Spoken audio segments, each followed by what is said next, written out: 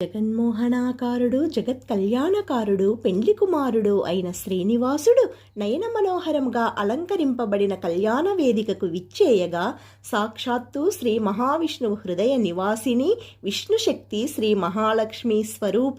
ధరణీదేవి ఆకాశరాజుల పుణ్యాల పంట పద్మాక్షి పద్మసంభవ పద్మనాభప్రియ అయిన పద్మావతీదేవిని ఋషిపత్నులు పతివ్రతామ తల్లులు ధరణీదేవి వధువుగా అలంకరించి కళ్యాణ వేదికకు వేంచేయగా పద్మసుగంధపు సువాసనలు నలుదిక్కులకు వ్యాపించగా సౌరభంతో కూడిన అరవిరిసిన బంగారు సంపెంగమాలను ధరించి కోటి చంద్రుల చల్లదనంతో కోటి విద్యుల్లేఖల కాంతితో వర్ణింపనలవి కాని పద్మావతీదేవి సౌందర్యాన్ని శ్రీనివాసుడు అలమి చూడగా అమృతము స్రవించు అధరాలతో చిరుసిగ్గుతో నిలుచున్న పద్మావతీదేవికి చెంగల్వ పూమాలనిచ్చి శ్రీనివాసుని మెడలో అలంకరింపచేసెను ఆకాశరాజు